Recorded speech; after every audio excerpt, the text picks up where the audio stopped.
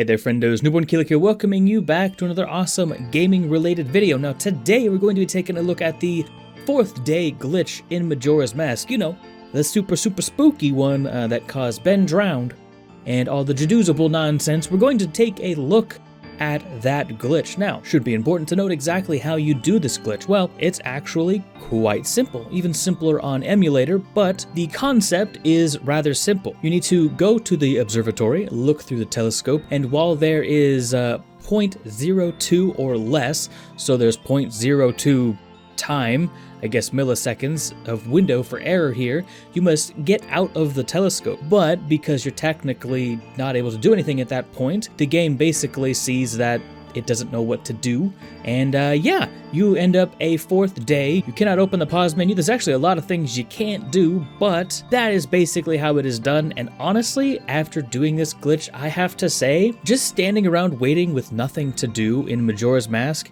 is super depressing. Usually in Majora's Mask, you know, you're going around, going on a grand quest, hoping to save the world. However, in this instance, you know, you don't really have a whole lot to do but sit there and soak up the atmosphere. And I have to say, if you allow yourself to kind of be sucked into this world, it's really depressing. It's kind of interesting. I actually noticed that these little gems that are on these pedestals here are actually 2D items. Normally when a game does this, they're just flat objects, but these are fully modeled 3D objects that just constantly point towards the camera for whatever reason. While we're talking about it, the observatory has got to be the best place to really see kind of the dark and dreariness of the final 6 hours. I mean, check out this transition.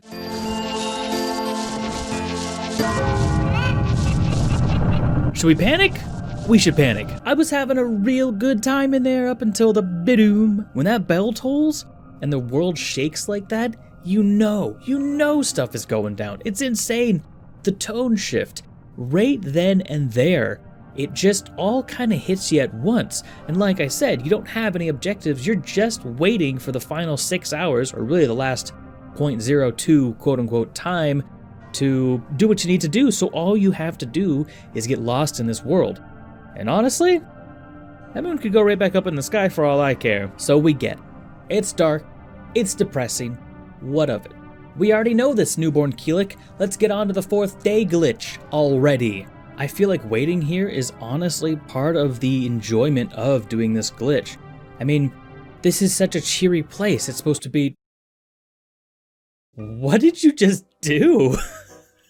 I'm trying to set a tone, Link, and you ruined it. You know, I hope you're happy with yourself, Link. You've gone and ruined the mood. Now I gotta ask people for stuff. Speaking of waiting around and potentially watching a Zelda-related video, why not go ahead and hit the subscribe button, ring that bell, maybe even leave the video a like, because hey, Zelda theories, Mario challenges, that's 2020 for you, baby. That's what we're doing in 2020. Anywho's it's what? It should be noted that you can indeed slow down time and it'll still work. In fact, it's definitely recommended. You have a much wider window instead of just the 2 milliseconds it would be to get this glitch normally. And with the final 26 seconds, we're gonna get this set up. And I have to say, I don't think I've ever been in the observatory looking at what's going on. I mean, the moon is so close, and Skull Kid is actually up there doing the action to bring the moon down. It's just a little bit of polish that I really do appreciate. Now, what are the odds that you would be in the observatory at this time to see that happen? Anyway, we are rapidly approaching time, and he's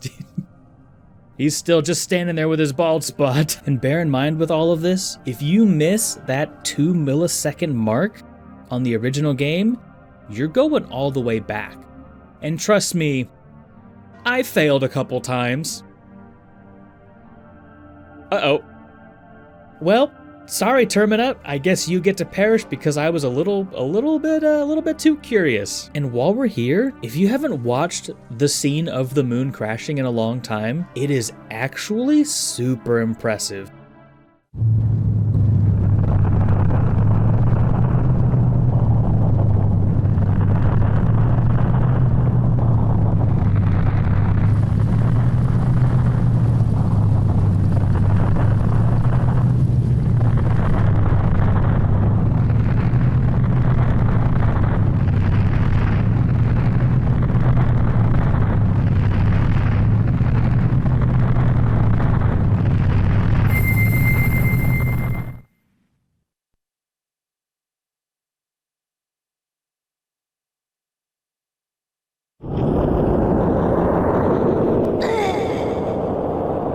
He's dead.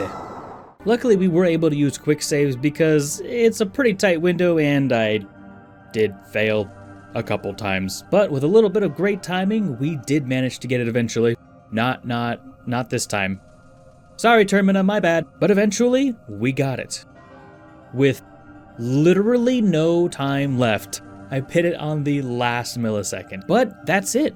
That's day 4. Now you might be asking, what in the world is different about day 4? And I have to say, unfortunately, not too much. Most interesting part about all this is the moon is shot so far up into the sky you can barely see it. Clock Tower is open and you can't really pause the game. There's also a handful of crashes that can be performed right now, such as, for some reason, if you talk to the Happy Mask salesman, the game crashes. I have no idea why this is the case, or why specifically it is him. However, there are some other NPCs that you can speak with or buildings you can go into that will crash the game as well. My guess is they just don't have any dialogue for this point because they're f***ing dead.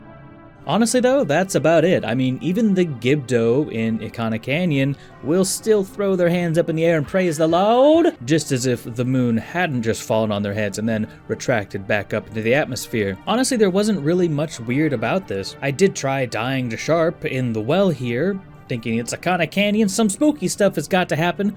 Unfortunately, nothing really happened. I just kind of died and the game crashed, but it just kind of hung there. Didn't really do anything else. I guess that's weird, but otherwise everything is basically the